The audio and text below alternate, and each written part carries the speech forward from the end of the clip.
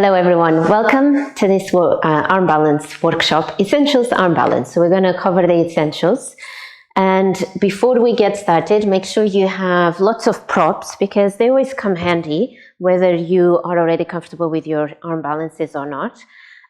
Blocks, 1 or 2 blocks, ideally 2. A strap as well also helps, especially with the warm-ups, or a belt or a scarf. And then some cushions, and it could be a bolster if you have a bolster, but it could also just be some random cushions you have in your house. The first thing we're going to work on is understanding the foundations of an arm balance. Arm balances are basically us standing in our hands. So the hands and the arms are like our feet and our legs. So in the same way that we use our feet to stabilize our posture, to stabilize the way we walk, the way we kind of step or jump, we have to do the same with our hands. So imagine for today, you're going to just imagine that your fingers are your toes. The palm of your hand is the sole of your feet. And your leg, so let's imagine the forearm is the lower part of your leg and the upper leg is your upper arm. Basically the same thing. So if we put one next to the other, you can see the similarities in terms of joints and all of that. So that's the first thing to understand. The hands, the arms are like our legs. So we want to be really strong in them. There is no jelly legs or jelly arms. You want to be really strong in them, and you want to make sure that you're pressing the floor away.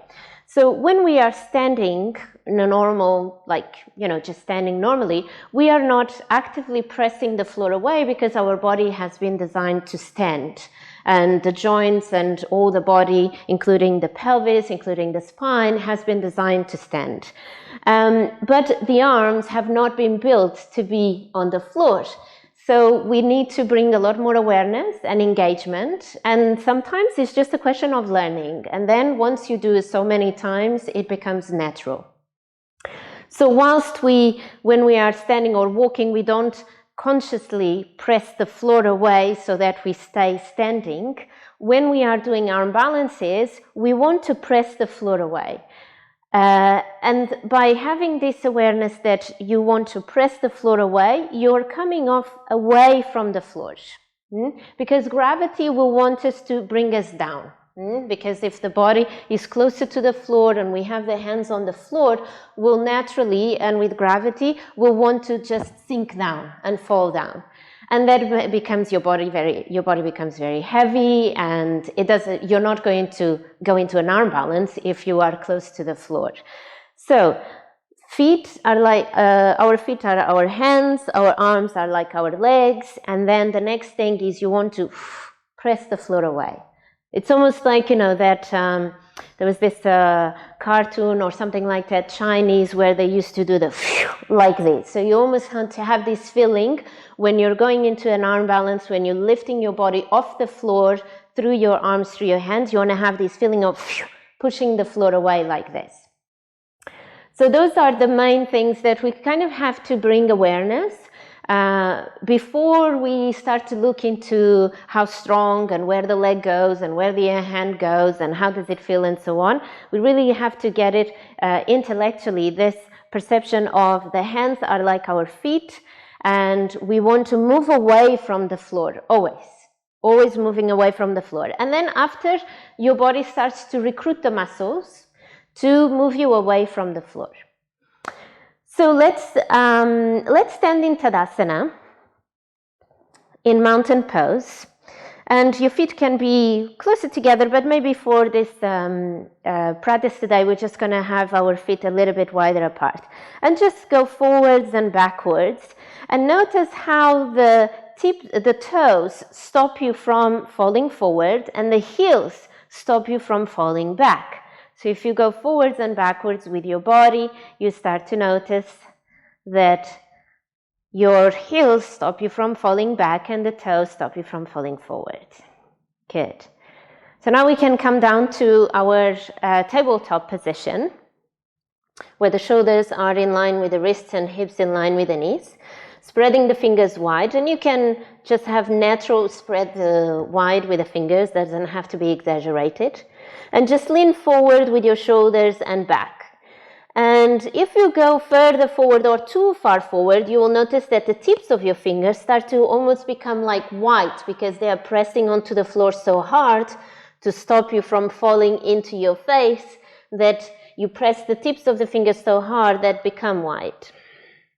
And this transition of the weight from the back of the body to the front of the body is very common and necessary when we go into an arm balance. The leaning forward, pressing the tips of the fingers onto the floor is what stops us from falling on our head. So the tips of the fingers presses the floor away and we stop the falling. So very often the main fear of arm balances is to fall forward and to hit the head on the floor. In the beginning, when we're still working on crow, mainly crows and side crows. So the tips of the fingers is what's going to stop you. Bringing that awareness of pressing the tips of the fingers to help you with that. And then also when we go back, we have the heels of the hands that stops us from going back too much. So now resist. You go forward with your shoulders and then you go back and resist with your heels of the hands, and you will see that when you press the heels of the hands on the floor, it stops you from going back. When you're balancing in your arms, you use the tips of the fingers and the heels to balance your hips or your legs off the floor by using your hands in the same way that you were using your feet in Tadasana. So there is a leaning forward, resisting with the tips of the fingers, and then a leaning back, resisting with the heel of the hand. Leaning forward, resisting with the tips of the fingers, leaning back, resisting with the heel of the hand. Okay? You can give a little shake to your wrists or a rotation. It's very normal to feel pain in your wrists in the beginning as you start to strengthen this area of your body, but don't worry too much. If it is really sharp, burning sensation, then yes, you need to maybe give it a break and come back into it when you don't feel a sharp sensation. But if it is just soreness, then it's just your body getting stronger. It's not too much of a problem. Okay, so moving on to the next one is our shoulders. The shoulders are like, I like to think like our hips. So they are kind of attached to the arms. So hips attached to the legs, shoulders attached to the arms. And it's this strong box here that keeps the integrity of your arm balances and keeps the body elevated. There is two positions with the shoulders. We have retraction when we bring the shoulder blades together, and we have protraction when we round up and separate the shoulders. Retraction, bring the shoulder blades together. Protraction, round up between the shoulders. The protraction, this rounding up of the shoulders, is where we want to be, because what are we doing? We are pressing the floor away. Yeah. So if I'm doing retraction, I am getting closer to the floor. I'm falling with my chest towards the floor. If I'm doing protraction, I'm pressing the floor away. Another thing you will notice when you do protraction is that you can, but it's almost impossible to do protraction without engaging the core. So when you protract, round up into the shoulders, automatically your core, your rib cage engages. And if it's not engaging, then press more into the hands. Imagine you have a wall in front of you, press the heel of the hands onto the wall, and then to that imaginary wall, and round up even more between shoulder blades. Good. And now retraction, bringing the shoulder blades together. No need to flare up the rib cage like that. That's not what we want. We want the alignment of the spine, and just bring shoulder blades together. And then protraction, round up, press, hug in into the center. So what are we doing here in this movement? We are engaging into serratus anterior. Serratus anterior, a muscle that connects the shoulder blades into the rib cage. And this Serratus anterior is the muscle that allows us to do this pressing forwards. We have the rhomboids, which is 3 different muscles between the shoulder blades. They bring the shoulder blades together. They do a different, so when we do the protraction, when we do retraction, we are using rhomboids to bring shoulder blades together. When we are doing protraction, we are using serratus anterior, this muscle here. So you might want to keep a hand here on the rib cage on the side. From a neutral position, go into your protraction. Reach forward with your arm, round up between shoulder blades, and then go back. You will feel the muscle engaging when you reach forward with the heel of the hand and round up between shoulder blades. Switch sides, feel on the other side.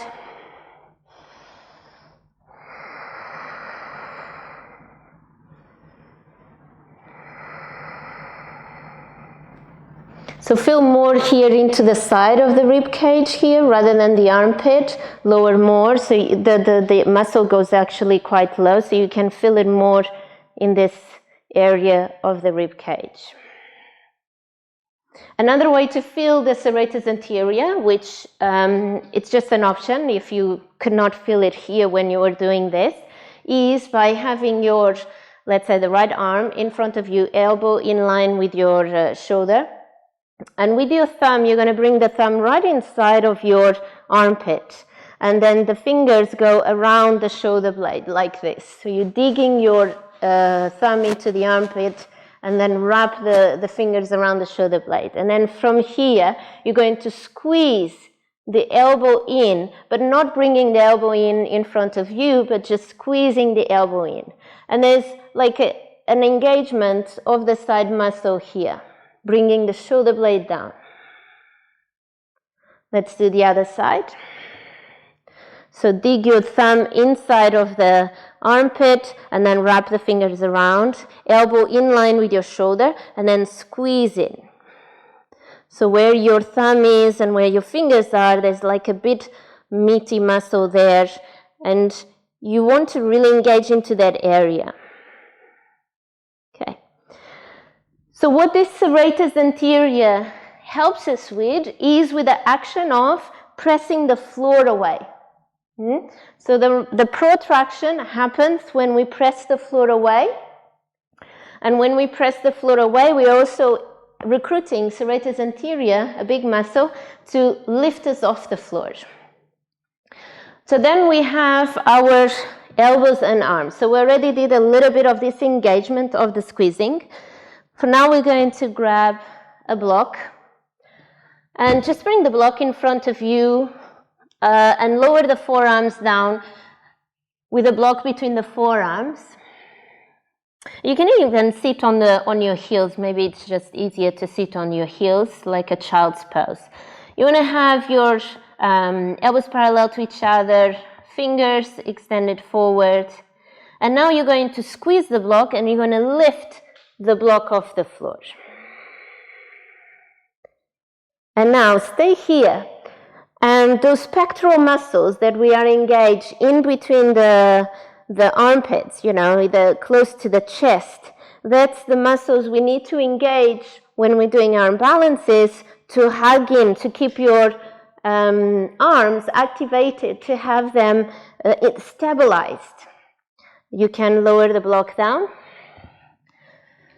So most of the arm balances are with elbows bent. We stack the arms in a position so that we can have this as a shelf for the body.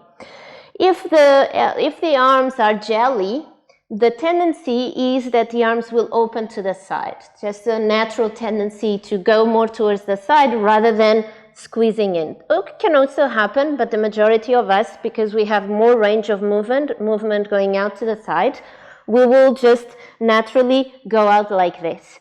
So therefore, for us to keep the arms stable, the shoulder stable, the elbow stable, we need to squeeze in. And this action of squeezing in will stabilize your arms so they are not shaky or opening to the side and so on. Yeah? So let's do this again. Place the block between your forearms. Breathing in. On the exhale, squeeze the block and lift the block. Staying here. Feel into the muscles that are engaging.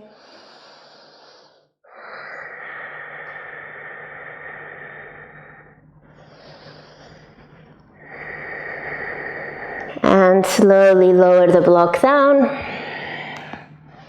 Move the block to one side. Okay, so we've seen that hands are like our feet. They stop us from falling. They allow us to balance, to find that balance. So leaning forward, the fingers stop us. Leaning back, the heels of the hands stop us. We've found this way of pressing the floor away by protracting the shoulders and engaging into serratus anterior. And most of the time when we need, actually in the majority of the arm balances, apart from just a handful of them, you need to squeeze in. We need this action of squeezing in, which we've gained now by grabbing the block. So if you still haven't found that there is an engagement here when you're doing this, do this a few times every day and you will get the engagement coming in quite naturally for you. The next thing is the core. So the core, which is obviously this big area here full of muscles and lots of them really deep muscles, it's what allows us to be really light in the poses. You know from experience in your practice that once you start to engage into the core, your practice starts to be more light. So when you go from down dog, stepping forward, if you don't engage the core, it's very floppy, it's very heavy. But if you engage into the core, you step in a more light way. So the engagement of the core allows our poses, our arm balances to be a lot lighter. And when we want to engage, we engage the whole thing. This whole thing is engaged. The obliques, the middle muscle, the inside muscle, everything is working. So to find that feeling, let's go into Navasana. So bending the knees, active feet, chest is proud, arms by your side.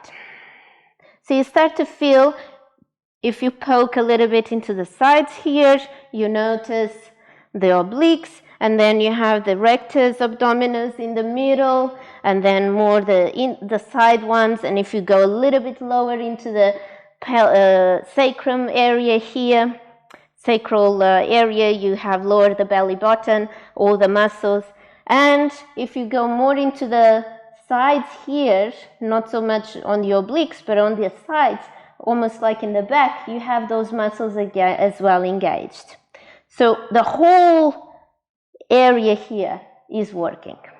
Another way to find your, what it's called the hollow position is into low boat.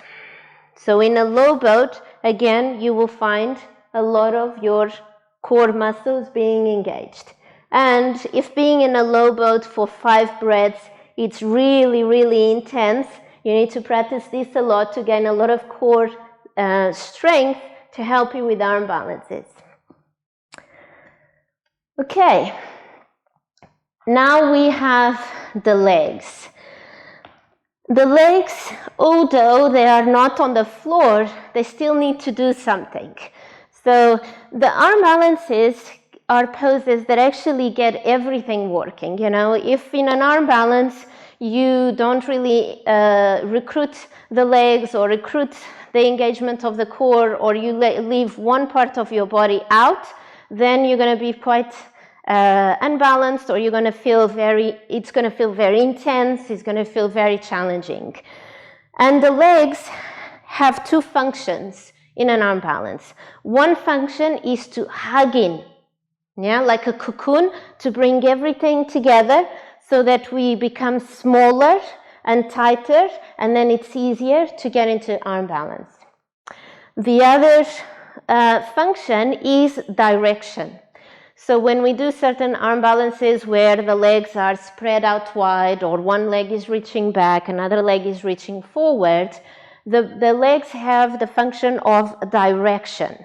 So whilst you are balancing in your arms, one leg needs to be reaching back, the other one is going to be reaching forward, and the opposite direction is going to help you to balance in your arms.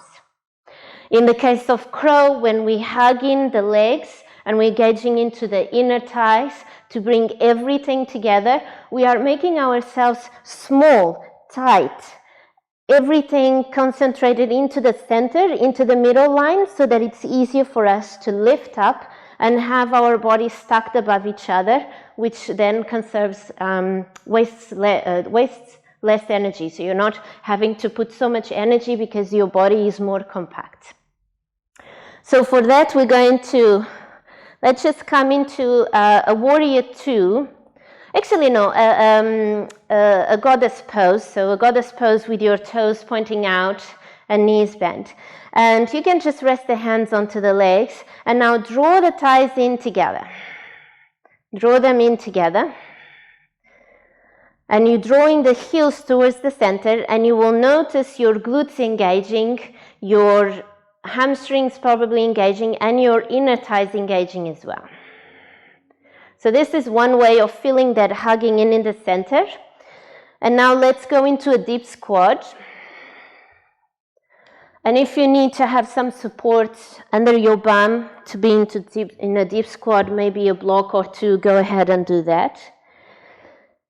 And with your elbows on the inside of the knee, hands into Namaste, you're going to squeeze your knees towards the center, and then you're going to resist with your elbows.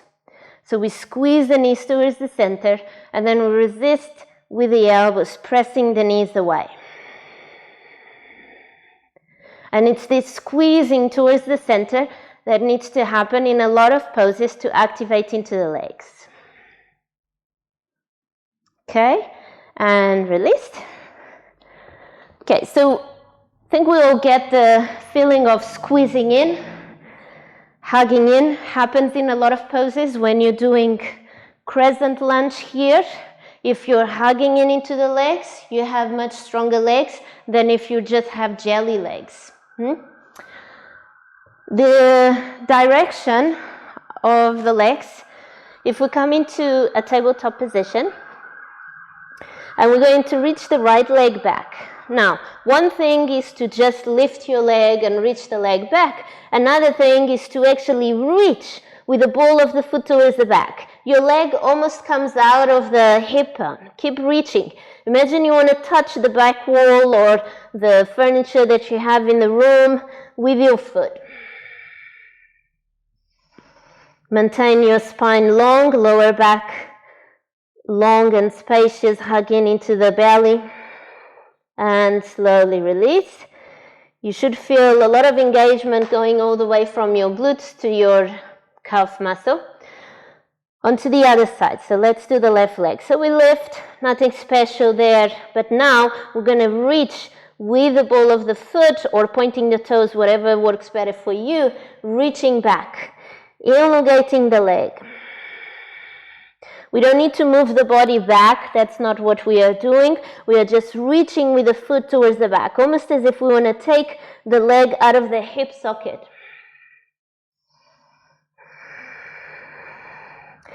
It requires a lot more engagement into your thigh muscle, into the whole leg, into the muscles of the whole leg. And gently release. And now let's do it to the side. So we're going to lift the right leg to the side, and then just extend the leg.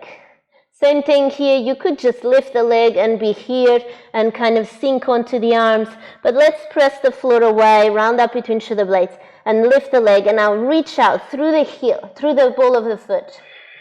Reach out, reach out, reach out, engaging into the muscles all the way from the glutes to the tips of the toes.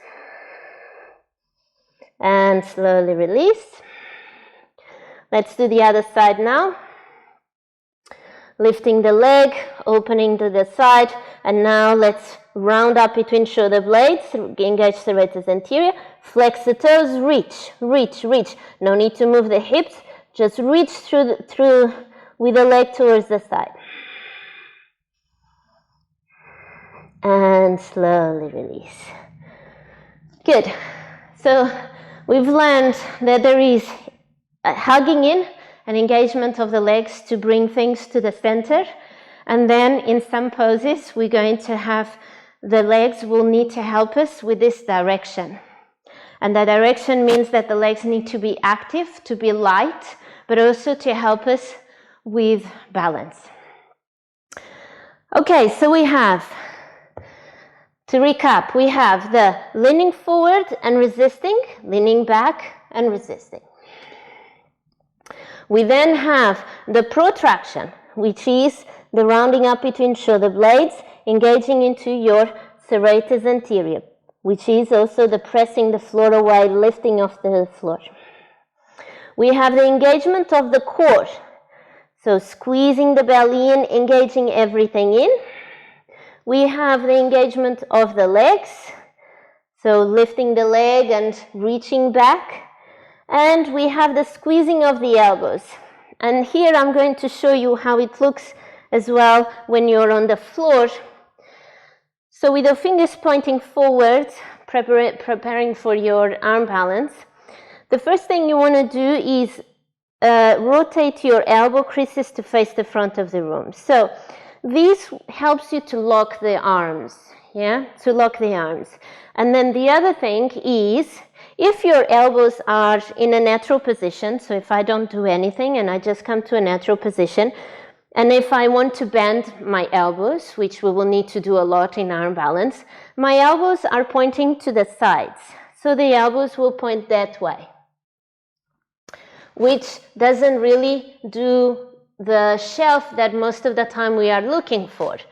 So when we rotate the elbows to face the front, we are wanting to lock the arms so they are strong. You recruit a lot more muscle like this, but also we bend the elbows towards the back, which makes our upper body strong. We are engaging into the pectoral muscles. Remember we did the block thing, and we are stronger in our upper body, in our arms.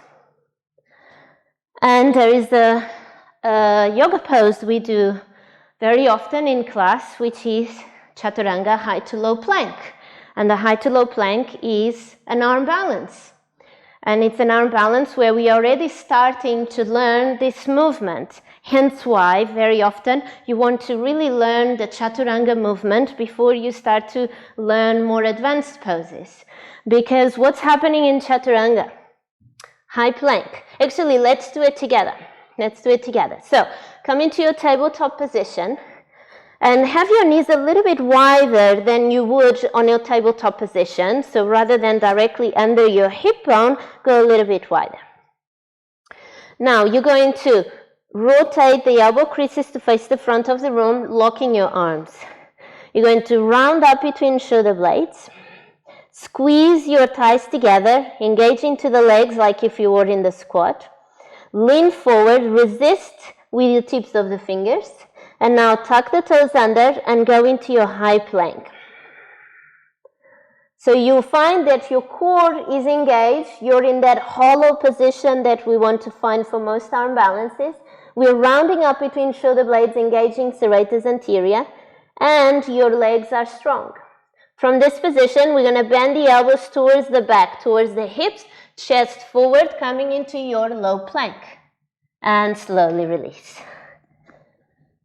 High plank to low plank is the beginning of arm balances, because everything that it is in a high plank, descending into low plank, is what we need to work on to get into arm balances.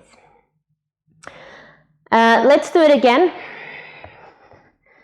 Coming into your tabletop with your knees a little bit wider. All right, lean forward, resist with your fingers. Roll the elbows forward, squeeze pectoral muscles. Now hug in into the legs, squeeze thighs together, engages into the core, round up between shoulder blades, tuck the toes, lift the hips, high plank. Stay there, breathe in, breathe out. Fill up. Empty the air out. Inhale. On the exhale, slowly release. Oh, good. You went into low plank. Good. Good. Okay, so these are the steps. There's a lot that goes into it. That's why arm balances are so gratificant or, nourishing, because there's a lot of things that go into it. And when we're working on arm balance, we're not just working on arms or hands. And that's why I like to usually say that doing arm balances, very often we think, oh, I don't have strong arms, I have jelly arms, I'm not very strong in my shoulders, in my arms, so I don't know if I will ever be able to do arm balances. But in fact, you don't really need a lot of arm strength, because most of the time your bones will be stacked. And when your bones are stacked, you don't need muscle strength, because you're relying on the stability of your bones to hold the pose, to come into the pose. But what you need is a lot of core strength, a lot of awareness to engage the rest of the body, and also get over the fear. Because the fact that we are so close to the floor, the fact that we have to rely on the hands and the arms to do something we are not used to, the fear kicks in. So we're going to do now a little practice where we're going to integrate what we've learned, and we're going to integrate the leaning, the resisting, the engagement of the core, the squeezing of the legs, the reaching out of the legs, and we're going to integrate all of this so that after we can do some poses and put them in practice. So let's start in a seated position and grab your strap. And because we do work a lot on the shoulders, and sometimes we tend to also engage, or not engage, but we tend to tense up around the neck because of what we are doing, because of the arm balance position, so that we need to look up or look to the side. We need to always do a good warm up in the shoulders and into the neck. So starting with the strap, as wider as you want to go to start with. Inhale, lift the arms, lift the shoulders all the way up into the ears. On the exhale, slowly lowering down. Do a few like this, reaching up, shoulders all the way up, and then exhale, coming down. Keep going, and if you need to adjust the strap to go narrower, or adjust the hands to go narrower or to go wider, go ahead. If your elbows are bending, then definitely go wider with the strap, because it's not very good in your shoulder joint if you're having to bend the elbow and dislocate the shoulder to allow the movement. And also notice if you're stucking the rib cage out and coming into a back bend. We don't want that. We want our hollow, our engagement of the core and ribs in. One more.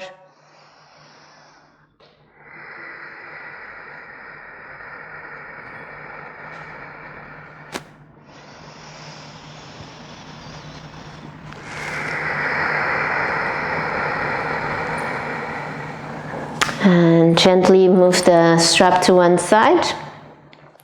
And we're just going to do some shoulder shrugs, very simple. Inhale, reach the shoulders up to the ears.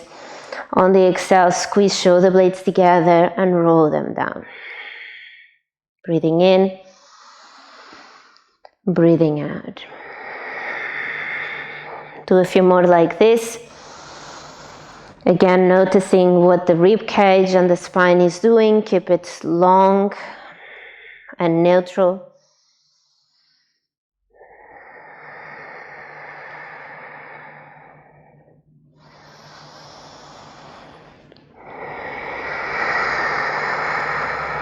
One more.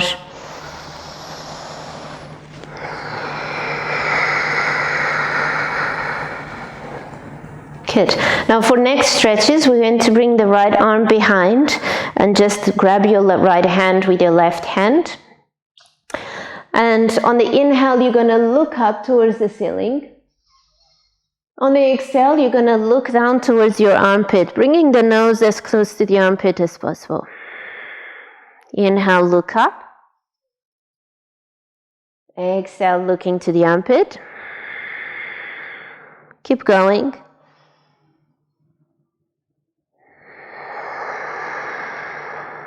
With the looking up, we are engaging into the muscles on the right side of the neck. And then the looking down, we are stretching those muscles.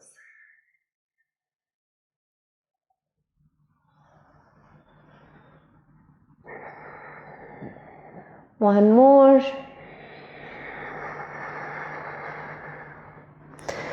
And transition onto the other side once you finish that side. Spine is long. If you need to sit onto an elevated cushion or something, go ahead.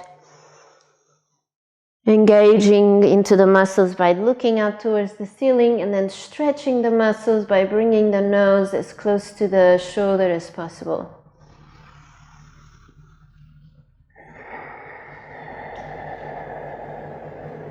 And you might find that one side feels a bit tighter than other, or you might be able to have better range of movement in one side than the other.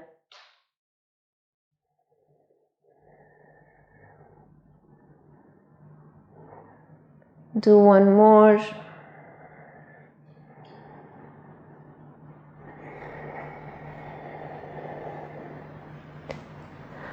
And once you finish, gently release. Good. Now, Lord Fish of the pose, but this time we're going to do with a strap. So Lord Fish of the pose, the left leg bends, the right leg goes over the left leg. And we're going to place the strap around the right foot, so the foot that it's on the outside. The right arm goes all the way behind and grabs the strap. So usually the right hand would be on the floor, lengthening the spine, but we want to work on really deepening the twist here to help us with side crow and some other arm balances. So we're going to bring the right hand all the way over to the left side. If it is too much to have your left knee bend, straighten the left leg and just work more on the twist. Don't worry too much about the knee bend if that gets in the way today. Inhale, reach up with your left arm, open the left side of the body. On the exhale, hug the knee into the chest, so press the elbow outside of the knee and then twist. And you're going to walk that right hand closer to the right ankle, deepening your twist, opening the chest towards the side even more. Fill up. Empty the head out. Keep your sit bones down onto the floor. You can help with that left arm, pressing the arm onto the knee, onto the leg. Twisting even more, opening the chest even more.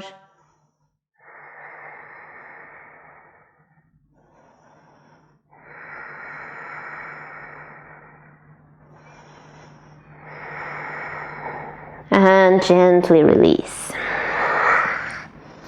Remove the strap and let's do the other side. Now the strap goes around the left ankle.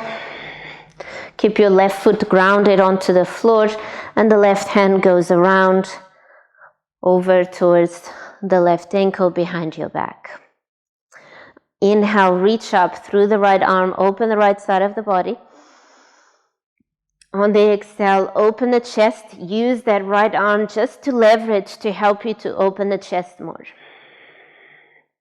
Breathing in, breathing out. And in this first twist, you might be able to walk your left hand towards the left ankle a bit more,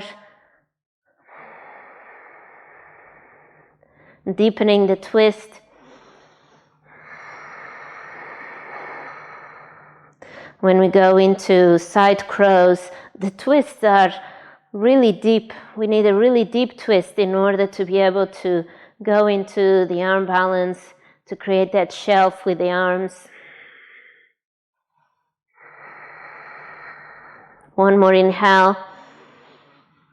On the exhale, gently release. Okay, put the strap to one side. Let's come into a tabletop position for some wrist stretches. So we're just going to lift the palms of the hands off the floor and gently lean forward. Nothing too strenuous, just opening into the fingers. And you can get into the habit that before you work in any arm balances, you do some wrist stretches or hand stretches. Now point the fingers out to the side and just go from side to side. Keep your arms straight. I find that when we do arm balances, the hands are not so much what I need to warm up. What I need to warm up more is my core engagement. But when you do things like handstands, then definitely you need to warm up your hands and your wrists and your shoulders a lot more. Now point the fingers back and just lean backwards and forwards. Keeping the heel of the hand on the floor as much as possible.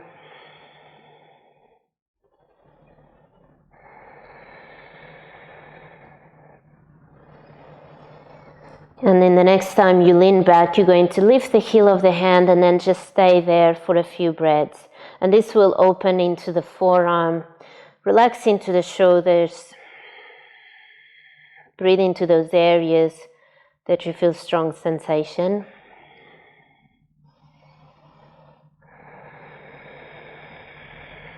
And slowly come back, gently rotate the hands. And there's two ways to massage your forearms to bring more blood flow into your hands and your forearms. So one of them, I'll do it facing the camera so you can see better. One of them is by bringing the forearm down to the floor, and then you bring the knee into the forearm and you massage the forearm. And you can, maybe if you find a sore spot, you can stay there with the knee. It's also good to close the hand and open the hand while you are pressing. You will feel that there is a lot of kind of blood being flushed through the arm. So this is one way. If you want to do the other arm in this way, you can as well. I've always felt that this one gets a bit too clumsy, having to go down to the floor so low to get my knee onto the forearm. And then another one, which does the same, is by having into a squat, bringing the arms behind on the inside of the legs, and then you just go up and down into your forearms. Opening the arms, closing the arms.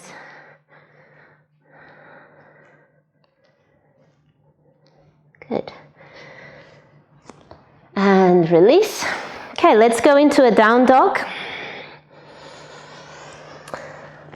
Walk the dog out, do whatever feels good for your body. Connect to your breath.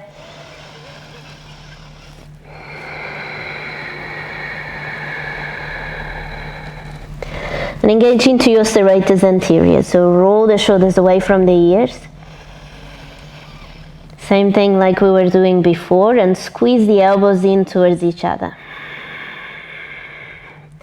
If you have the habit of pressing the chest towards the thighs too much, you might need to back off a little bit in order to do this rotation, this engagement of the serratus anterior.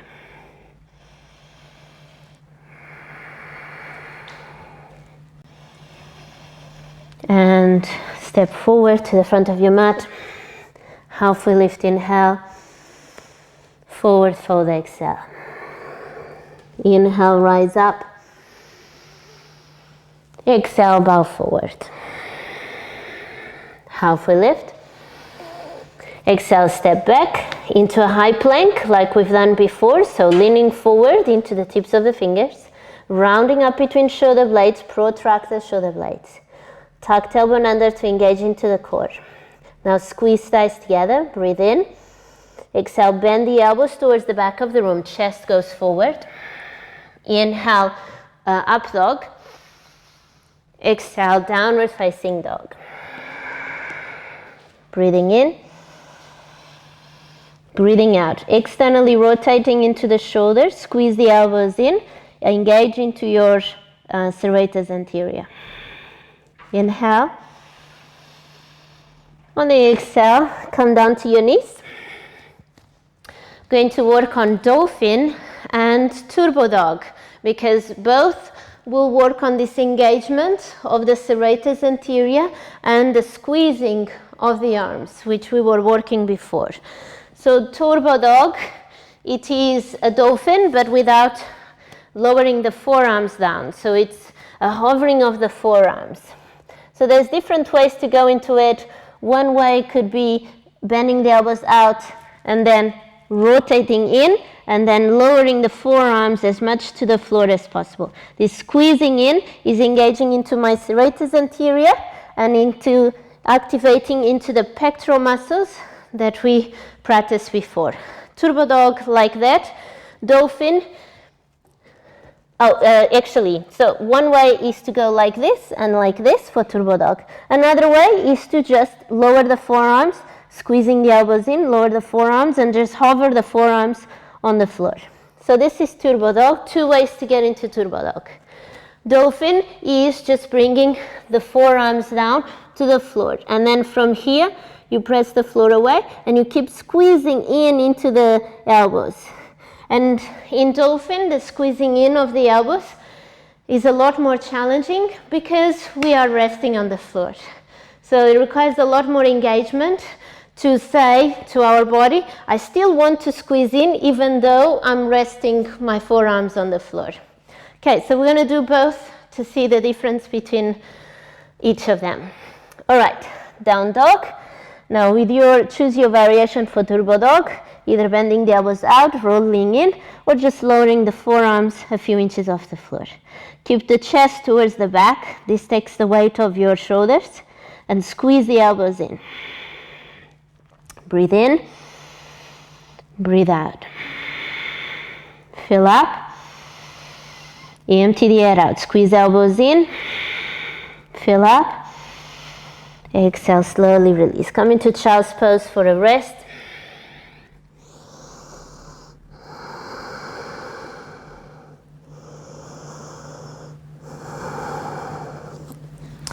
And now let's do Dolphin. From a down dog, we're going to lower the forearms down, keeping the wrists parallel to each other, and press the chest towards the back. And now from here, squeeze into the elbows, and externally rotate your shoulders to activate your serratus anterior.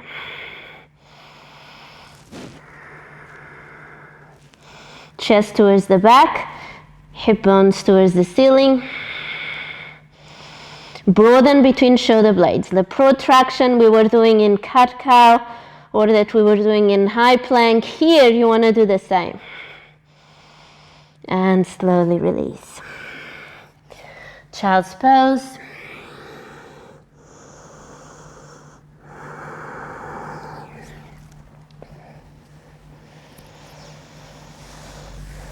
And transition into your down dog.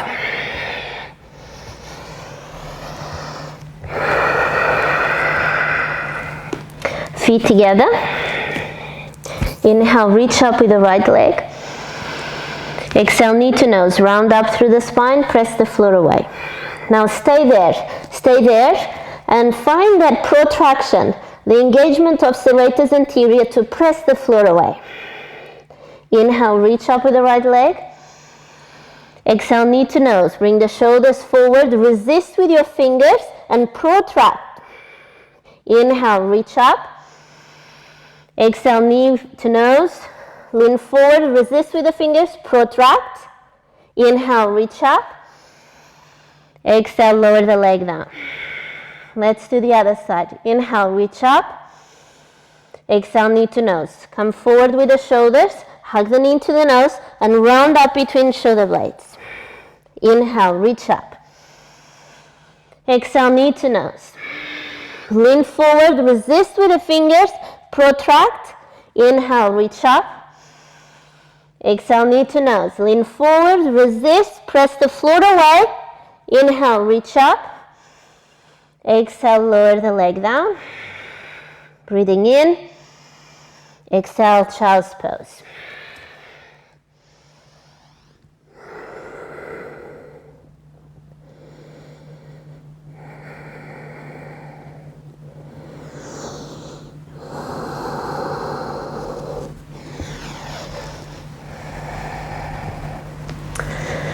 Okay, from here, go into your down dog.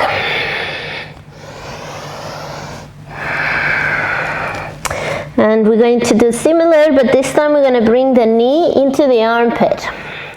Right leg reaches up, inhale. On the exhale, bring the knee into the armpit, leaning forward, resisting with your fingers, lifting, rounding up. Inhale, reach up. Exhale, knee into the armpit. Lean forward, resist, round up, press the floor away. Good. Inhale, reach up. Exhale, lower the leg down. The other side, inhale, reach up. Exhale, leaning forward, bringing the knee to the armpit, press the floor away, resist with the fingers. Inhale, reach up. Exhale, leaning forward. Shoulders forward, knee to the armpit, press the floor away, round up. Inhale, reach up. Exhale, lower the leg down, child's pose. I like to rest with my arms towards the back, especially if my shoulders feel tired.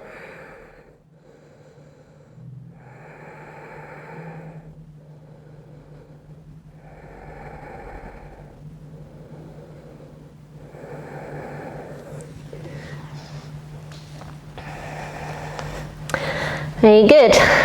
Down dog.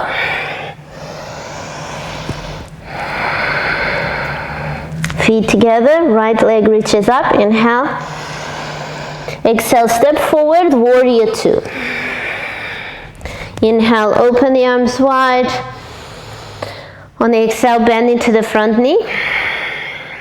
And now we're going to use that hugging sensation, that hugging feeling. We're going to squeeze the legs in. You can rest the arms onto the hips if you hands onto the hips if they feel tired, and you can bring more of a focus into the legs. So lifting up the 10 toes, hugging, squeeze your thighs towards the center. I like to imagine that I have a beach ball between my legs, and one of those big colorful balls, and I'm squeezing the ball between my legs.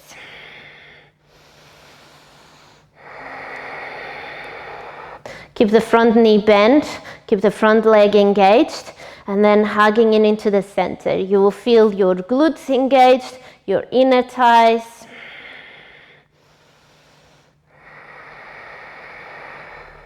And release. Step back into your high plank. Hold a high plank. Lean forwards, resist with the tips of the fingers. Round up between shoulder blades. Serratus anterior, pressing the floor away. Hugging into the middle line as if you got punched in the belly. Breathe in. Low plank. Squeeze the elbows into the rib cage. Inhale, up dog. Exhale, downward facing dog. Breathing in. Breathing out. Feet together. Left leg reaches up. Inhale. On the exhale, step forward into your warrior two. You can rest the arms onto your hips here and just get your legs into a position that feels strong and powerful. Lifting the 10 toes so that you engage into the feet, into the legs, and now draw them towards each other. Squeeze them in. It's like you want to bring the mat towards the center, but there is a resistance. And we're not actually moving the legs, but we're just drawing the energy towards the center. And if you're not really comfortable or very used to this feeling, you might get it for a second and then it goes away, and then you get it again, it goes away. Sometimes it takes a bit more time to wake up those muscles, to wake up that awareness. and to be able to stay there for as long as we want. And release, step back into your high plank. Lean forward, resist with the tips of the fingers. Round up between shoulder blades. Hollow belly here, hugging in into the center. Breathe in. Exhale, bend the elbows towards the back, chest goes forward. Inhale, up dog. Exhale, downward facing dog. Breathing in. Breathing out. Fill up. On the exhale, step or walk forward. Halfway lift, inhale. Forward fold, exhale. Chair pose, inhale, arms up. Exhale, hands into your heart center. Breathing in. On the exhale, twist to the right side, left elbow outside of the right knee. Now in this twist, you want to go really low with your bum and you want to open the chest towards the side even more. So some of us sometimes need to bring a block under the heels in order to bring the bum lower. That's okay, do that if it helps you. Twist and open the chest.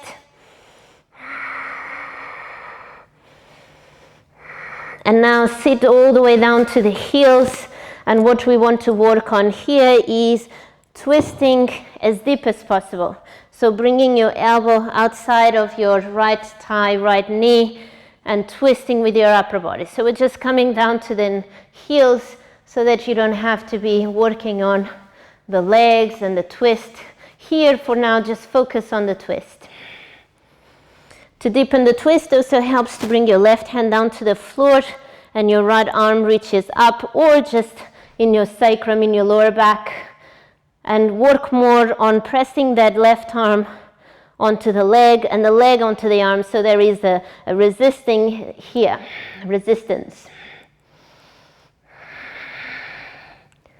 And slowly release, go into your ragdoll. Just resting the hands on the floor, or if you prefer to cross the arms, go ahead.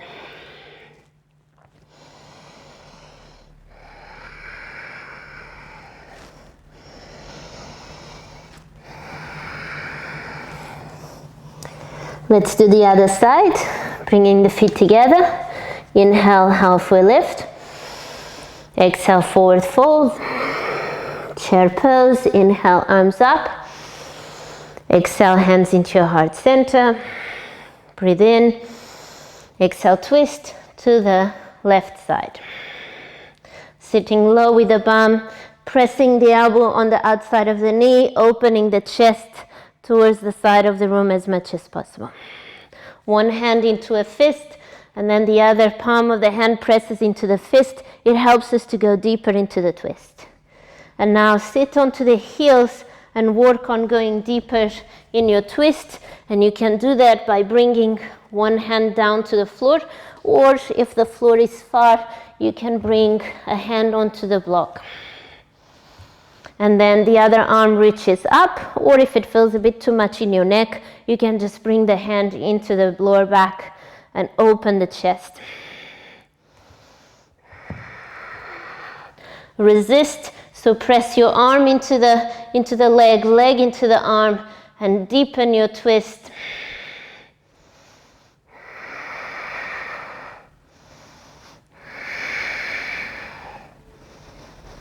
And gently release. Go into your ragdoll.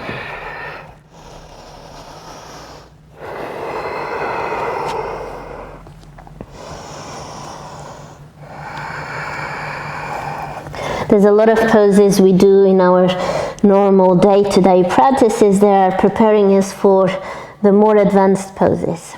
In down dog, when we roll the shoulders away from each other, engaging into serratus anterior, we are preparing ourselves for this feeling of pressing the floor away, the rounding up, the protraction of the shoulders to go into arm balances. When we do twists, once you understand how deep your twists need to be easier in your arm balances, you start to do your normal twist, your everyday twist in class in a completely different way.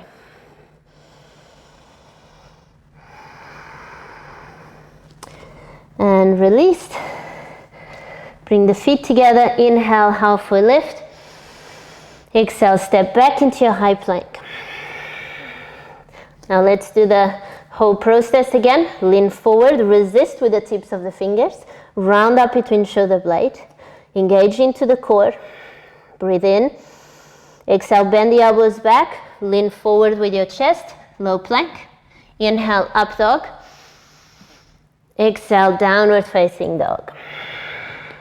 Breathing in. Breathing out. Roll the shoulders away from each other. Squeeze the elbows in. Externally rotating the shoulder blades, activate into serratus anterior.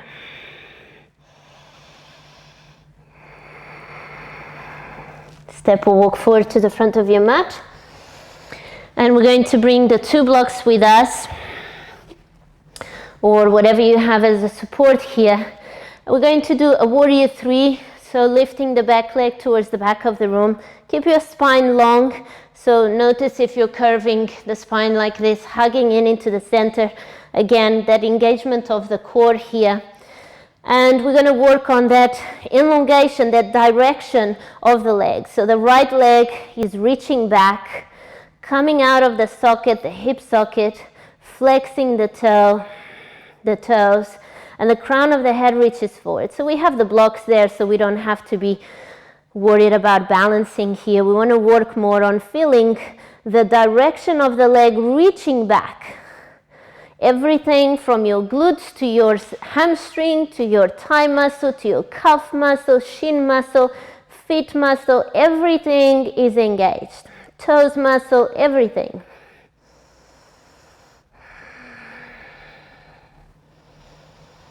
And slowly release. Let's go on to the other side. Lifting onto the left leg. Spine is long.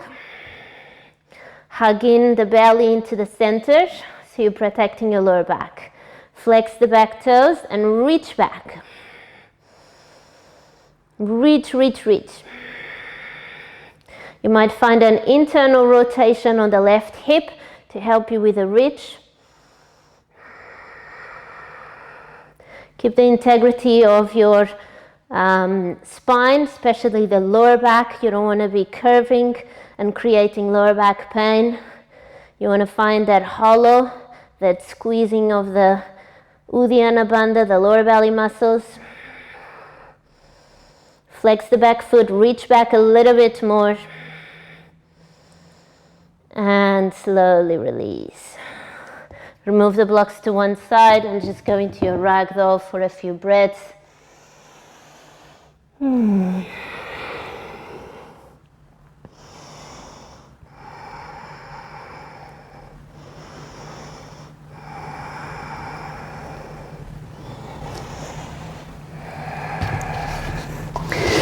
And release the hands, bring the feet together. Inhale, halfway lift. Exhale, forward fold. Inhale, rise up. On the exhale, hands into your heart center. Figure of 4. So with your right ankle, you're going to bring the ankle on the top of the left knee. And again, we're going to have this direction where the bum goes back, the chest goes forward. And this is going to help us to find balance onto the left foot. If it is still very wobbly, then just go close to the wall and have one hand on the wall if you can, or maybe just place blocks under the hands. You can lower the bum or lower yourself to the point where you have the hands on the floor, or maybe not, you just have your hands into Namaste. But your right foot is active, so we want to have this external rotation happening in the right leg to allow us to go lower. If there is an internally rotation, the knee is going to be on the way, it's really difficult to go lower.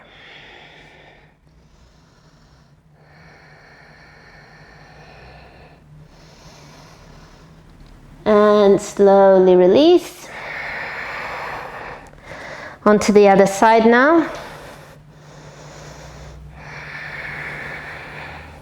And sometimes with these balancing poses, it's really good to kind of go through a process of elimination where, okay, I'm working on strength, so I'm going to go close to a wall so I don't have to worry about balance, and I can work on strengthening my legs, strengthening my core or my stability. If you're working on balance, then you don't worry too much about the building of the strength, but you focus more on the balance. And then it's easier for the brain, for the mind, to just do one task at a time. And once you become a bit more confident with each task, you can combine them together and complete the pose or the posture with all its components.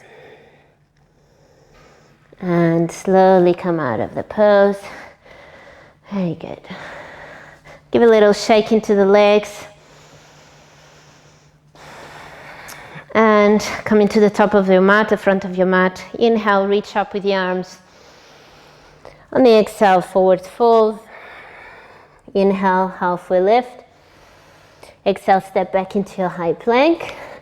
Let's hold a high plank. Lean forward. Dig the tips of the fingers onto the floor. Round up between shoulder blades. Hugging into the core. Breathing in. On the exhale, bend the elbows, lean forward with your chest, low plank. Inhale, up dog. Exhale, downward facing dog. Breathing in. Breathing out. Fill up. On the exhale, step or walk forward. Come into sitting on your mat. I'm going to do a few Navasanas here to get the core engagement. So we've gone through the leaning forward, we've done the legs, the squeezing of the legs, and it's really important for me that you find all these components in yoga poses that you do on your regular practice.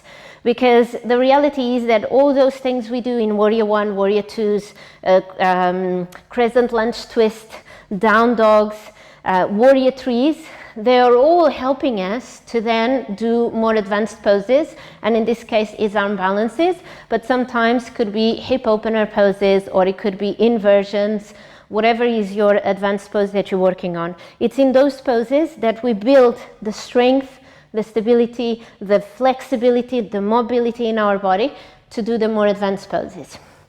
So now both poses to work on the core. Squeeze your knees to the chest, and you're welcome to have your knees bent, but keep your arms out to the side so you're engaging into the core. And the closer you have your knees hugged to the center, the more you're engaging into the core. Having your knees here not only pulls on your back, and it's not good for your back, but it's more engagement of the hip flexors and your rectus femoris than your core. So hugging in, lift up through the chest.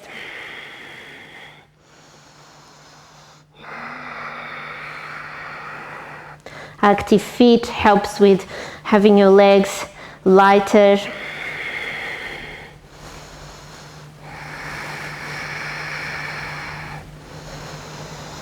And slowly release, cross the legs, just here for a breath, for a rest.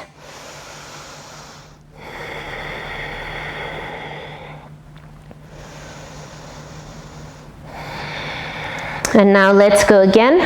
And if you're ready to maybe straighten the legs, then go for it. And you can start by straightening the legs just a tiny bit, maybe not completely. Sometimes what happens when we do it completely is that we do too much and then we lose balance. So maybe just leave a little bend onto the knees. Keep your knees close to your chest. So you have your spine long and you're not compromising into the stability of your spine, and you're still working on the core.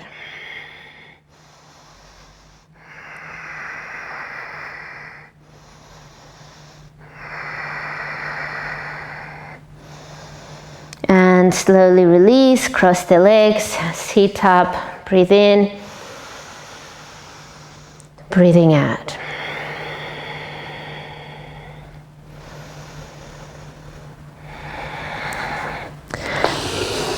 Okay, I'm gonna move into working on some poses, some arm balancing. First one we're gonna work on is the crow pose. I'll show you a few options, and then you're welcome to try the different options and see what works for you. There are many different ways of doing lots of the poses that I'm going to show you. And it's not that one is better than the other, they're all good, but it all depends on each person and how you feel with that approach of the pose. The only thing that I have as main priority is our safety. So, you know, what am I doing? Is it going to be okay in my body? I'm not going to hurt myself. Is it stable? Is it going to allow me to then progress from here? That's the main thing. Now, how you get into it, there is so many different ways that we just have to find the one that works. Crow pose being the main one. It's good to have the bolsters or the pillows in front of you because of the fear of falling in our head. Even though it's a very small distance, nothing would happen to us, but you know, we're not used to that, so the fear kicks in, you know, fear of the unknown. So a tower of pillows and bolsters or blocks in there, it's always a good option. I'll show you a few options of doing crow pose. I'll do it with the bolsters in front of me so you have an idea of how it could go.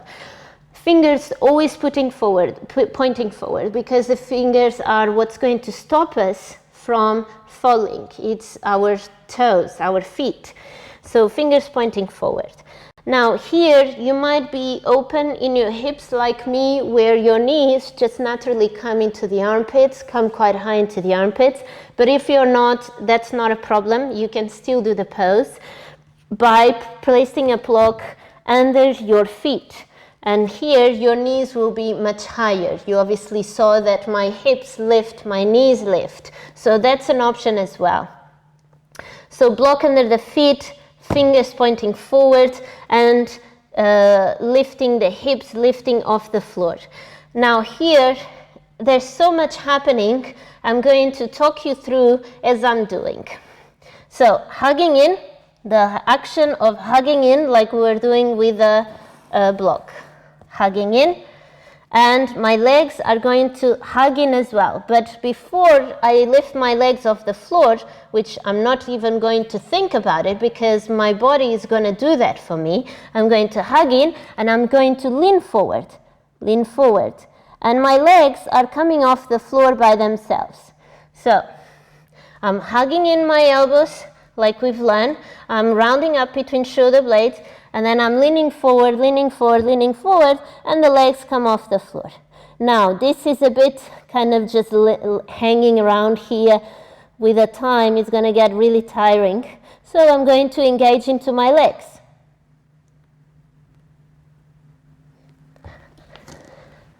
That's the difference. But once you lean forward, if you lean forward far enough, your feet will come off the floor. But you want to have some engagement in the legs at some point, because otherwise it just becomes a kind of a hanging around type of posture. So block under the feet is one option. Cushions in front of you is another option. You can also, I'll do it without the block so you can see, is the same thing. You can also, so squeezing in, leaning forward, you can fall on the blocks, and then with your hands, look at my hands. I'm going to press in my fingers to come off the block, and I'm squeezing in my arms. My legs are not doing anything here, but I'm squeezing in with my arms. That's another option.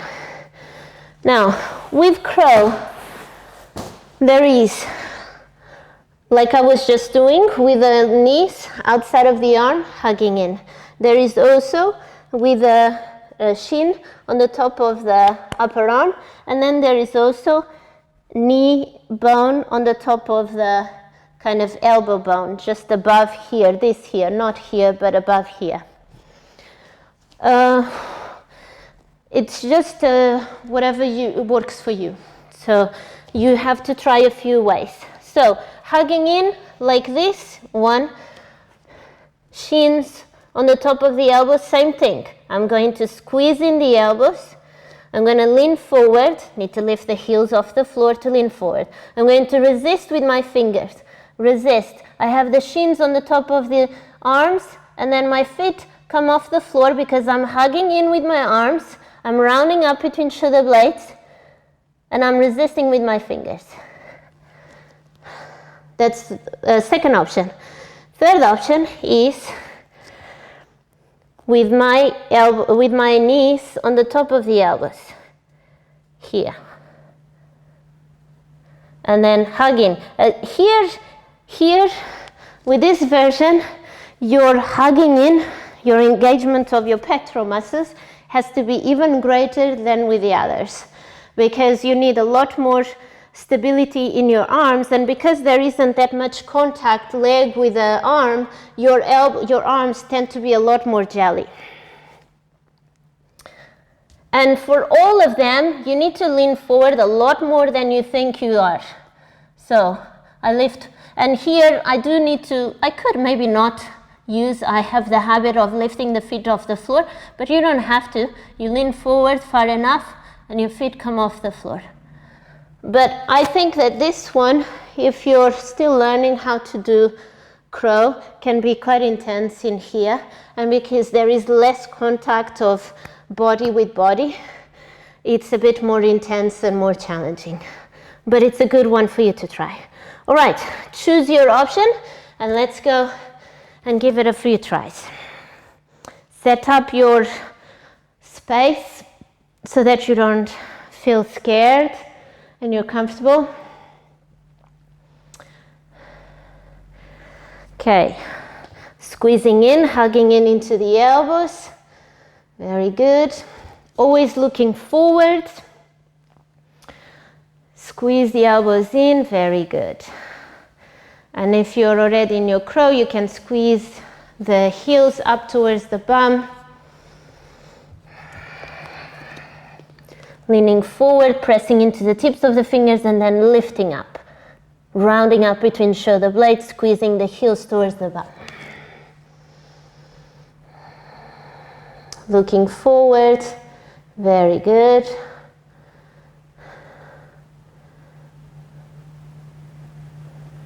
Very good. All right, perfect. Yeah, you might get some bruises in the arm, Magdalena. It does happen. Good. Okay, so then we have side crow. Side crow, very similar to crow. And for side crow, what's more important is the twist rather than anything else. Because what happens very often, what's the common challenge is, when we're doing the side crow, we have the legs below the elbow. The legs are on this part of the arm. And being in this part of the arm, even I cannot do a side crow like that because we need a shelf. You know, like in crow, we have a shelf for the legs to clip on. Here is the same thing. And the shelf will be created when we lean forward. So imagine I'm doing side crow, I'm leaning forward. This is my shelf. Here is a vertical descent. It's not, nothing is going to stay there unless you're super strong. But if you place your legs here, then they're going to stay there.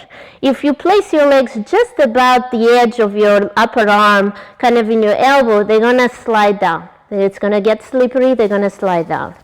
So the trick here is really to get your upper body twisted, adjust if you need, press the upper arm onto the leg, and get your upper leg, this part of the leg, onto your upper arms, like this.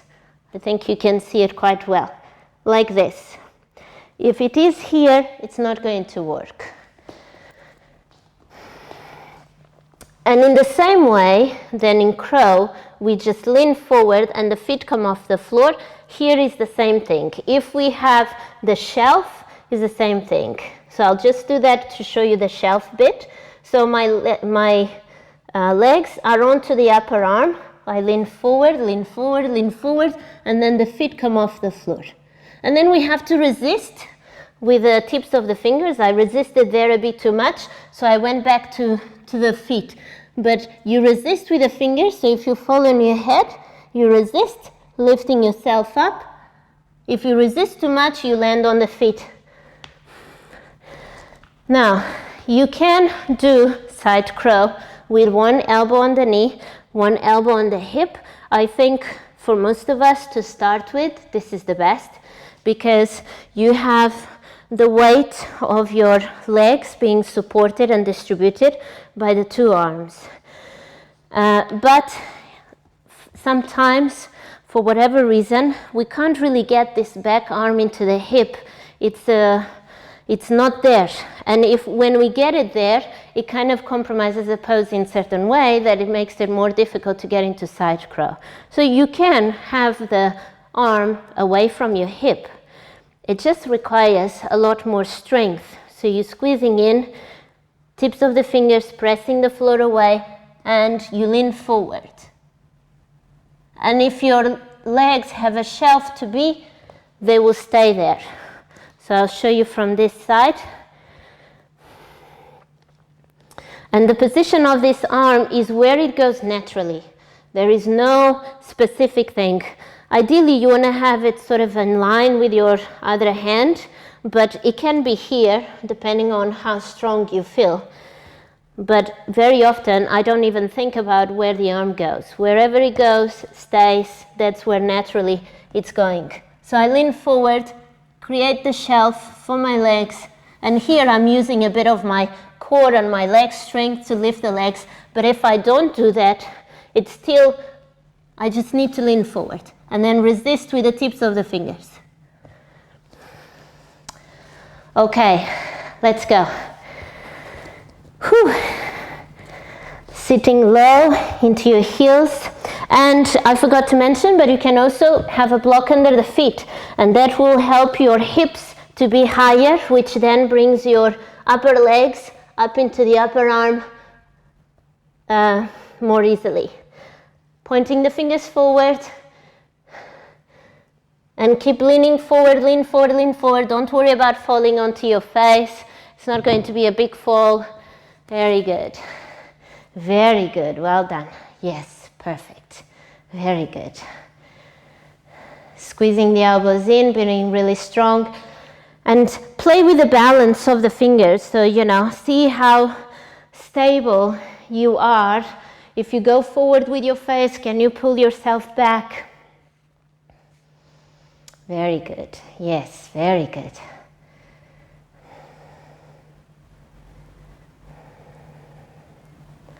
And let's try the other side now. So one side for us will feel a little bit stronger than other. That's quite natural. Go for the version that works for you. Elbow on the hip or elbow away from the hip. Fingers pointing forward, lean forward, lean forward, lean forward until your legs come off the floor. If you land in your forehead, you press the floor away. Sometimes I find that actually falling on our head on purpose gives us this control of the fall. So if you learn how to fall on your head on purpose and then lift yourself back up, it helps you to overcome any fear and also gain more control of the pose or what requires to be in the pose. Yeah.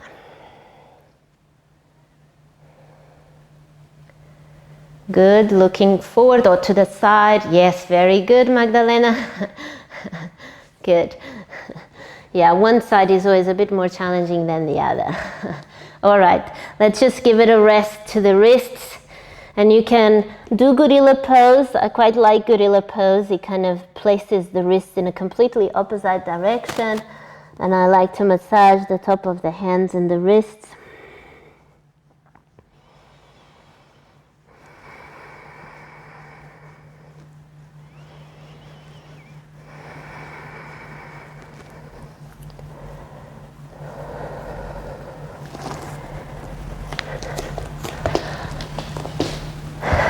Okay, coming down to your knees or sitting down.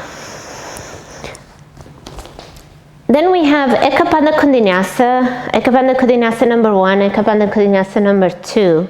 I'll do the number 2 because it's actually, yes, I'll do the number 2. I'll do the number 2 because I find it easier than the number 1. But I don't know why it was named like that. For the Eka Pada Koundinyasana we need to kind of have our knee high into the arm. So Eka Pada Koundinyasana we can go into it from many different options. I'll show you one now, just so you have a visual of what kind of pose it is that I'm talking about. So we bring the elbow up into the armpit, and then we reach forward with one leg and back with the other. So this is Eka Pada Koundinyasana number 1. And the different ways of getting into it is from Eka Pada Koundinyasana number 2, sorry. Different ways of getting into it is from down dog, as you saw. And the leg doesn't have to be straight, it can be bent. The other way to get into it is from a crescent lunge kind of type of legs. And here you can have your hand outside. I like to have my hand outside and do it from here. But you can have your hand inside as long as your thigh is on the top of your arm. Again, we need that shelf to support the legs, to support the upper body. If your thigh is kind of here, it's not going to work because you can't bend the elbow. So you're going to have to lower your upper body to bend the elbow. And you can have the hand here, hand there, whatever it is. And from here, the back leg needs to lift, rounding up. Protraction, serratus anterior, working there. First thing, we're going to move the front leg towards the back, and then we bend the elbows in, squeeze in, lean forward, lifting the back leg. And if you are flexible enough in your front leg, you can reach the leg forward. So that's another way to get into Eka Pada Koundinyasana. Another way could also be to have your back knee bent. So from here you lift and you just do this. That could be an option as well. In whichever way you do, you're going to have to lean forward a lot more than you think you have. So if you need a bolster in the front, place a bolster. I find that going from three-legged dog, it's better because it gives me a more kind of engagement into the core. When I go into the pose, I'm going with the momentum of the warrior 3. When I'm too close to the floor, like in a crescent lunge position, like here, I find it a lot more difficult to press the floor away and then go higher with my chest. But it really changes from people to people. So let's do one version and then the other and then see what you prefer. So, down dog, inhale, reach up with the right leg. Exhale, bring the knee to the armpit, leaning forward. Keep the knee bent, now squeeze the elbows in, hug in, lean forward, and then lifting the back leg. And the back leg comes off the floor if you're leaning forward far enough. Squeeze the right heel into the bum. Good. An option as well to lift the back foot is to have a block under the back leg. So I'll show you that from a down dog position.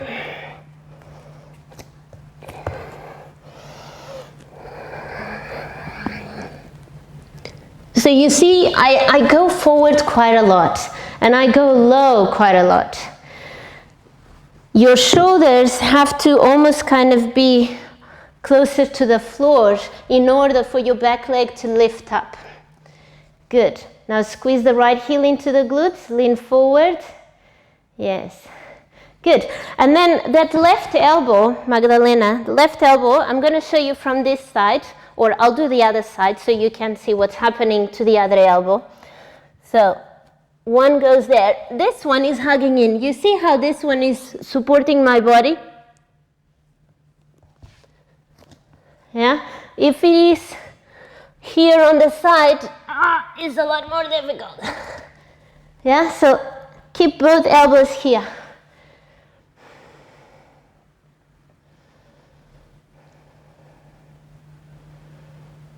Good, yes, very good. Yeah, ta-da, voila.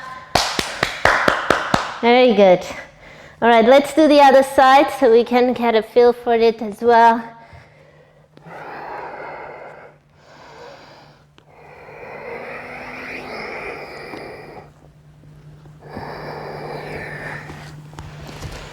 Good, yes. Active foot, back foot. Squeeze the front heel towards the glutes.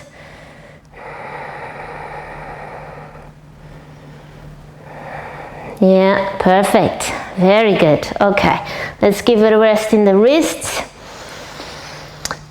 Another wrist release that you can do is to pull on the hand out of the wrist and then just press the hand towards the other side and resist. So you have to have some resistance there. You don't want to press too much into the hand.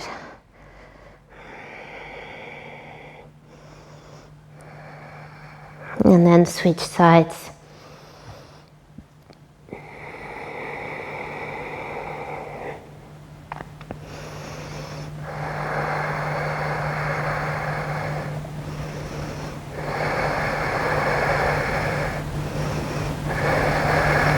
Okay, now we're going to do Eka Pada Koundinyasana, the other way of getting into it, which is from a kind of lizard or crescent lunge position. So we're going to lower the shoulder down and maybe bring the hand outside, but not too much outside, so you can try different versions. Now hugging into the elbows, lift the back knee. Press the floor away so you can lift the front foot off the floor, and then you're going to squeeze that front foot towards the bum. Lean forward, bending the elbows, lean forward enough so that your leg comes off the floor. And looking to the side is usually better in these positions rather than looking forward or looking up. All right, go for it. Very good. Yes. Lift the front foot off the floor. Squeeze the heel towards the glutes. Yeah. Good. Yes, perfect. Look to the side so you have space to lower down. Yes. Keep leaning forward. Yes. Very good. Well done, Magdalena. Wow, we are inspired today, yeah? Very good. Very good. Good. So, Ellie, the only work you have to do there is to not to go so low with your opposite elbow. So let me see how I can show you. I'm going to show you the left side so you can see, no, from here. So rather than going too low with this side, keep it more in level. Because otherwise, if you bring the opposite side too low into the floor, then it's going to start getting a bit too much on the opposite shoulder. Okay, let's do the other side. If you haven't tried the left side, let's do the other side. Squeezing both elbows in, looking to the side to give you more space to lean forward, and then your back leg lifts off the floor. Keep leaning forward until the back leg comes off the floor. Yes, very good. Very good. Perfect. All right, release. Let's do some massage in our forearms or wrists. You can choose whatever variation you like to do. This one or gorilla. Gorilla is definitely my favorite.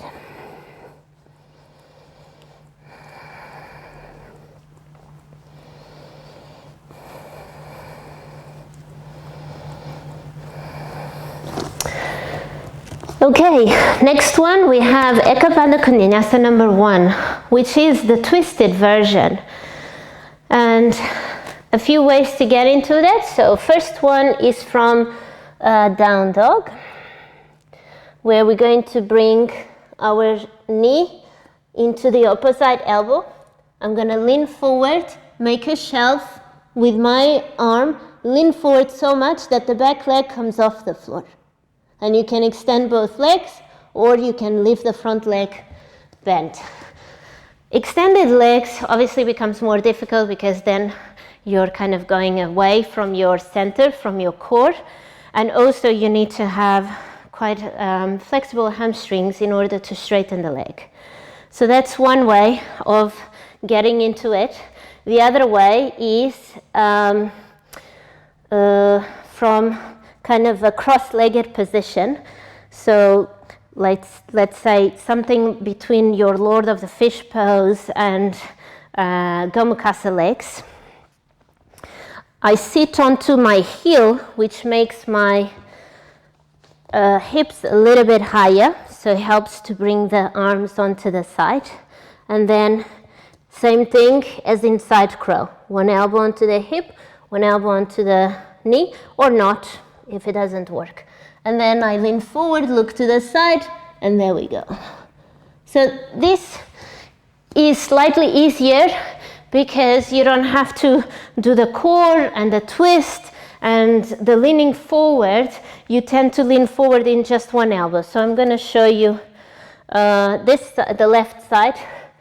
So from here, when I go into the left, this requires a lot of twist and core. Bringing the knee high into the elbow requires quite a bit of flexibility, and then leaning forward, be really strong in your core. If you go from this one, can be a little bit more easier because you're already close to the floor, and you go from that principle that you just keep leaning forward, and then your body will open up. Right, so let's try the cross-legged first. Right leg in front of the left. Twist towards the right. Same thing here like you were doing the side crow. And you can have both elbows in contact with your upper body. Lean forward, resist with your fingers, and then stretch the legs wide if you can, otherwise stay with the legs crossed. Very good. Good. So we just have to have the legs more up in the arm so they don't slide down, isn't it? Yeah. Very good. Look to me, Ellie. Yes, perfect. And now, good. Try the other side. To the other side. Yeah, very good.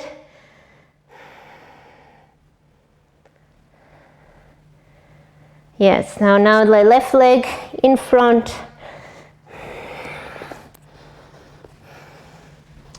One elbow on the knee, one elbow on the hip, leaning forward. Make sure your upper leg is on your upper arm, and then spread the legs wide. Very good. Yeah, good, Ellie, good. Very good, and let's go for a release or relax. Rolling those shoulder, elbow, wrists. Good.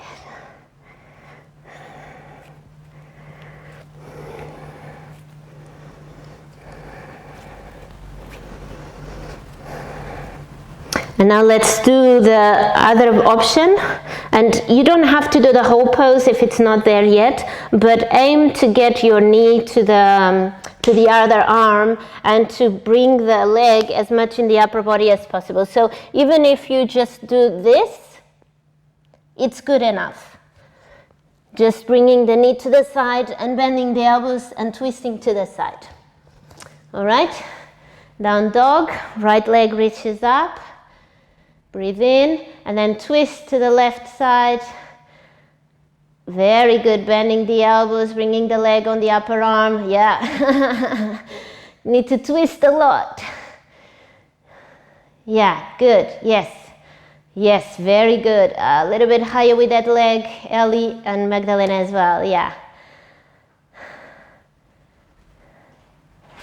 Yes, yes, yeah, very good, Ellie. Yeah, perfect, good. Bend the elbows, reach forward, good. So, come down to your knees, Magdalena. It's great, it's there. But what's happening is that your hips are going low too early. So, you're going up, and then you're doing this, and then when you get here, you're too low already, yeah? So what we want to have is to keep this high, and here is where the core really is working to keep our hips up. And then when you bend, you have your arm on the upper arm. Yes, much better, much better. Yeah. Yes, so that's it. So there is some work to do, maybe on twist, maybe on more the squeezing, yeah, the core. Yeah, good. Let's just do the other side so we can have a feel from the other side. Twisting towards the opposite elbow, leaning forward. I think I'm doing the same side. Yeah, I'm doing this. Let me do the other side. And this side might feel easier. Yeah, very good.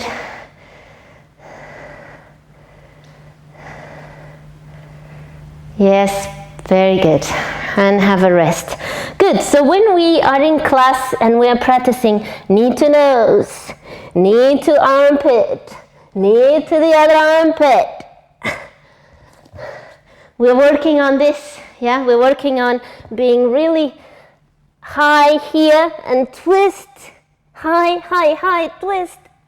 And when we bend the elbows in here. All right, good. A little rotation of the wrists.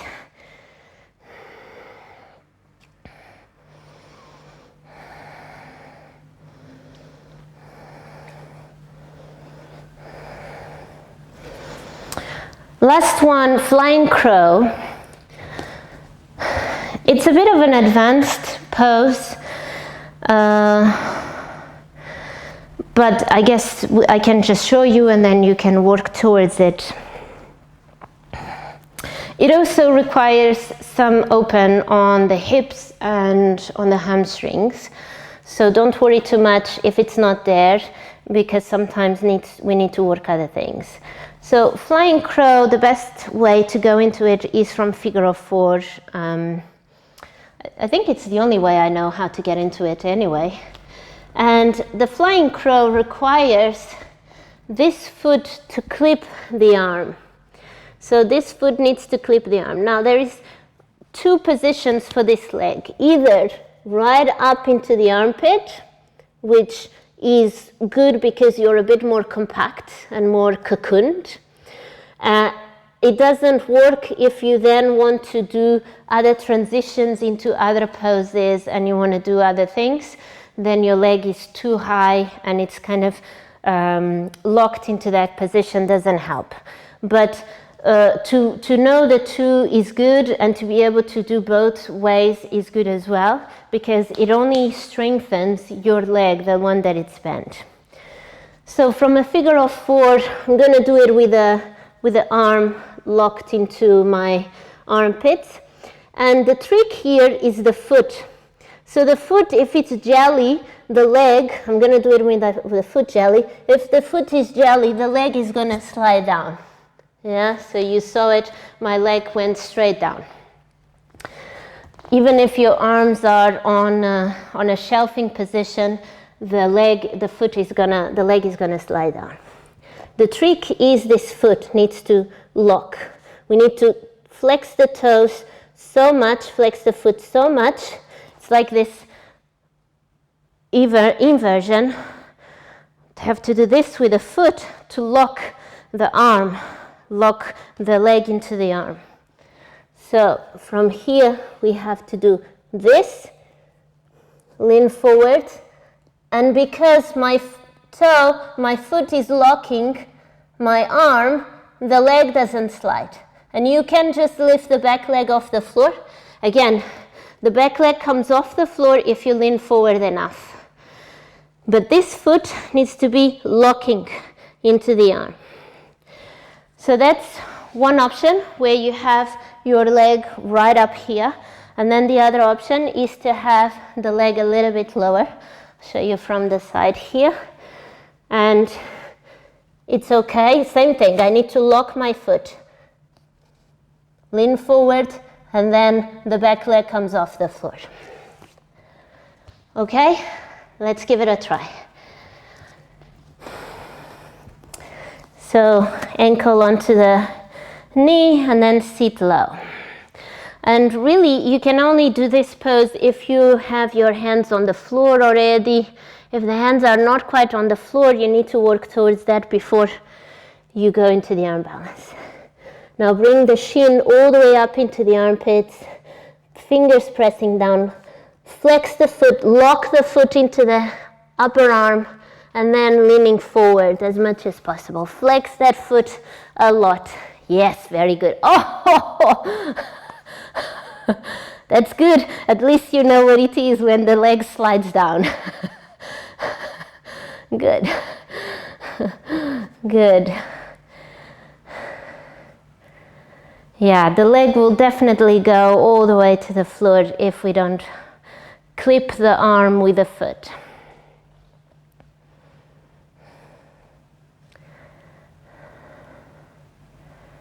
Looking forward. Good. Press the floor away. Very good, Ellie. Now round up even more into the shoulders. Yes. So, Ellie, I'll show you what's happening there. It's a bit heavy. It's heavy, isn't it? Yeah. So there is a bit too much kind of just sinking down onto the floor like this. You want to hug in, round up, press the floor away. So I'll show you from a laying down position. So it's kind of this position like this. You want to be pressing the floor away, bringing the shin to the chest as much as possible, and pressing the floor away, rounding up. And what's happening there is that the protraction is not happening. So from here, there is too much of going down like this, and what you want is the lifting up, the hugging in. The back leg presses into the front leg, and you press the floor away. Go for it.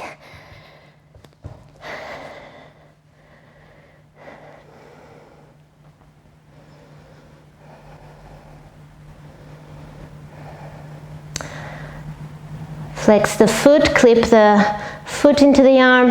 Now press the lower back into the lower leg into the upper leg. Yes, very good. Yes, very good. So even though the back leg comes off the floor naturally, it still needs to press up. Very good, Magdalena, very good. Let's give it a rest, and then we'll do the other side. Let's just rest the wrists a little bit.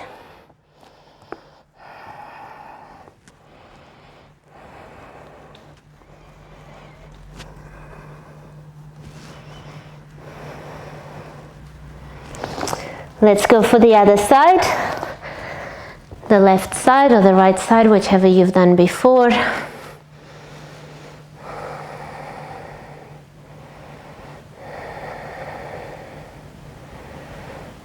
You can do with blocks under the hands, Ellie, if that one feels a bit too far. Yeah, that's a good thing I didn't show before. You can have blocks under the hands. If you can't, sometimes a side feels a little bit too far away from the floor, and you just work with the blocks. Yeah, very good. Flex the foot, engage, clip. Yes, yes, lift, press the leg onto the other one. A bit more challenging.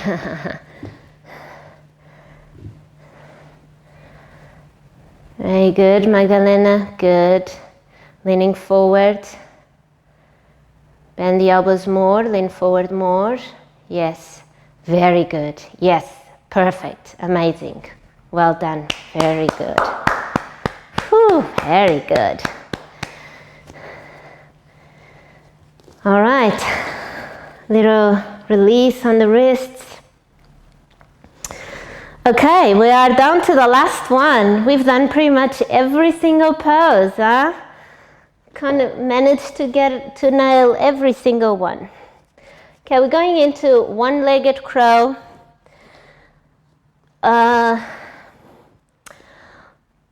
Quite a strong pose as well. So, but if you're already doing crow, you can start working on this one. And I really find that it's good to start working on really strong foundation. And because core is the most important thing for the arm balances, then why not to strengthen our core even more? So the way that I've learned how to do one-legged crow was to do the crow with the knees above the elbows. So bone to bone pretty much. And then just need to adjust my left side.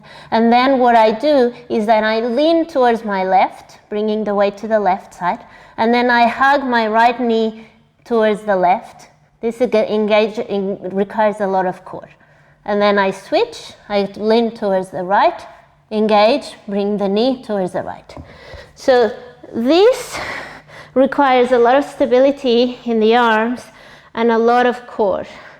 But once you have that, it's easy to do the rest, because most of the time when we go into one-legged crow without working on the core, we tend to fall, because bringing the leg back brings the weight of your body towards the back of the room, and then suddenly you fall out of the pose. But if you have core stability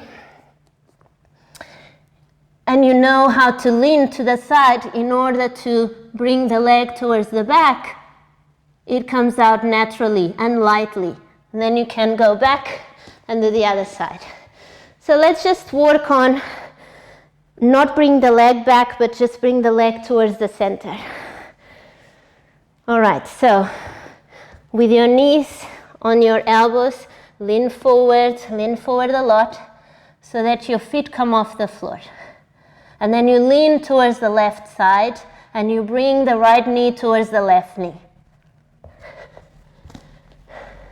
Lower the knees a bit more, Ellie. Lower the knees to the elbows. Yes, now start to lean forward, bending the elbows. Lean forward, lean forward. Yes, very good. Now lean towards the left side and then bring the right knee towards the left knee. Yeah, very good. So it's in that bit when the knee comes off the arm that we need to engage a lot so that the knee doesn't fall on the floor. Yeah, good. Try the other side.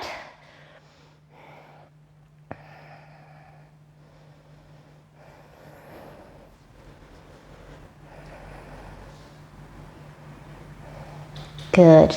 Oh, good. Nearly there, Magdalena. Nearly there. Good. Okay. I have one special last one for us to do. Working towards 8-angle pose. You do need to have some flexibility in the legs, but if you don't, it's still doable. Doing with blocks, it's a little bit easier in the beginning to give us the height, but the first thing you want to do is to bring the leg up into the arm.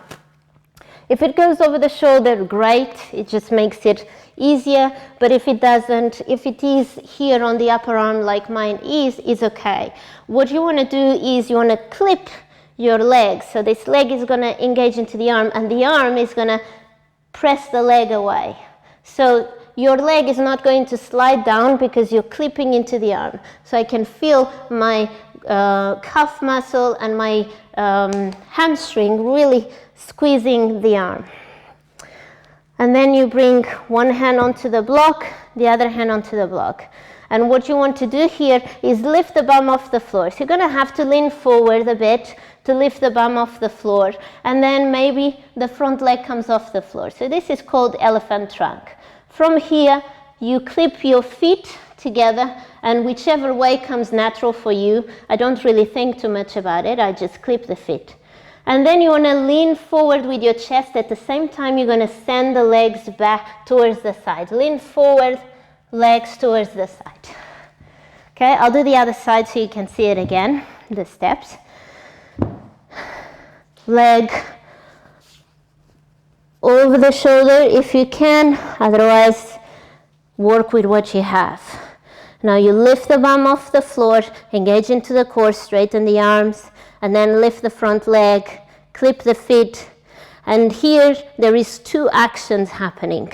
The squeezing of the arms, going to the side, at the same time you're leaning forward with your chest to bend the elbows. Give it a try. Let's do it with the blocks to start with. Right leg over the shoulder, over to the arm, to the top of the arm. Clip that arm, hand down on the floor. The other hand onto the block. Inhale, lift the bum. Exhale, lift the front leg. Good. Clip. Very good. Very good, Magdalena. Lean forward and to the side at the same time, bending the elbows. Very good, Ellie. And slowly release. Well done. Very good. Yeah, it's a bit more challenging if you don't have blocks in the beginning, but that's okay. Let's go for the other one, the other side. Clip, engage into that left leg, flex the toes. Very good. Press the floor away, lift the bum. Very good, Magdalena. Now clip the feet. Two actions happening at the same time. Extend the legs to the side and lean forward, bending the elbows. Good, very good. Yes, well done. Go for it, Ellie. Yes, clip, lean forward, extend the legs, squeeze the legs together. Ooh, good, good, well done. Okay, let's release. Let's just do some massage into the wrists. Gorilla or anything that you like.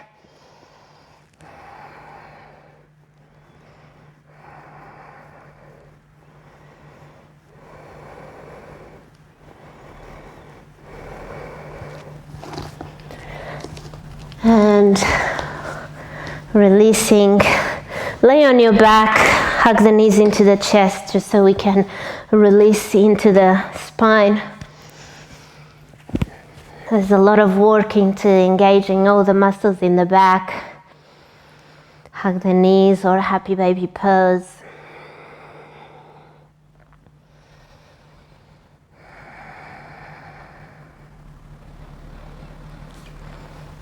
And release, extend the legs forward and just rest here in your Shavasana for a bit.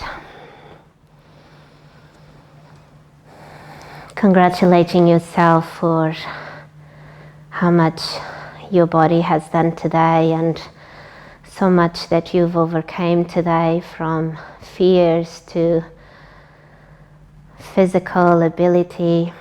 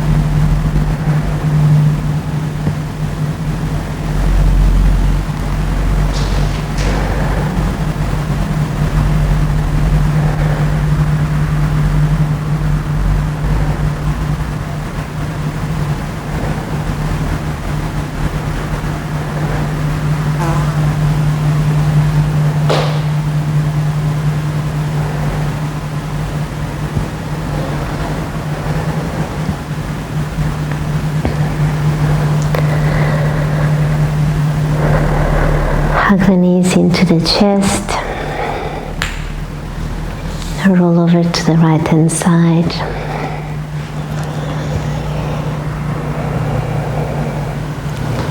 Come into a seated position.